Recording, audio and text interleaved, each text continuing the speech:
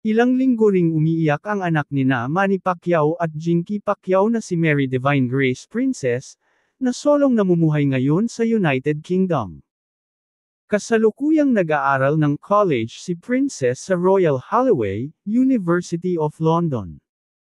Mag-isa lamang siyang naninirahan doon at napakalayo sa pamilya. Tinatapos ng dalaga ang kanyang kursong Biomedical Sciences na kino-consider niya bilang pre-medical course. Yes, pangarap ni Princess na maging doktor in the future. Sa panayam ni Dayan Castillejo sa anak nina Manny at Jinky na napapanood sa kanyang YouTube channel, ibinahagi nito ang mga kaganapan sa kanyang buhay at sa pag-aaral niya sa London. It's really good. My course it's getting difficult now but I'm having a lot of fun. I made so many new friends, pahayag ni Princess. Masaya at proud ding ipinakita ng anak ni Pacman na isa rin siyang student athlete sa kanilang university, bilang bahagi ng volleyball at badminton teams ng kanilang school. Nagsisimba rin daw siya sa isang local church doon tuwing linggo. Napakalaki raw ng naitulong ng kanyang faith kay God sa pag-a-adjust niya sa pamumuhay niya sa UK. The first few weeks for me were the hardest. I cried almost every single week. I was just crying in my room because I missed my family so much.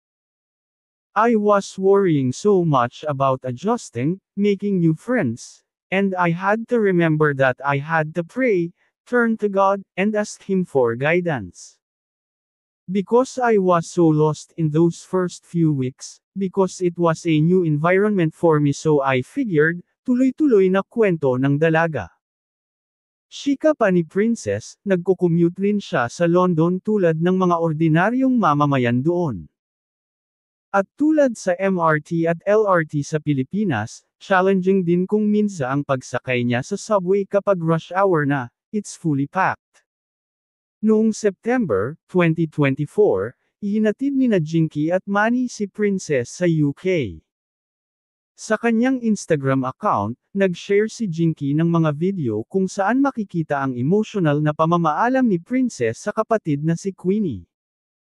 Alis na si Princess for college. Wala giyod na sila nagbulag-sukad.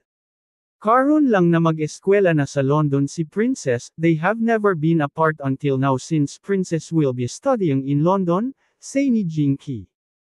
Hilakpod ang inahan nagtano sa ilaha, I also got emotional watching them, dugtong ni Jinky sa kanyang post. Kahit sino naman, kapag malayo ka sa pamilya mo, ay mahirap talaga. Umaasa ang mga netizens, na sana makayanan ng anak ni Jinky at Manny, na mag-isa sa London.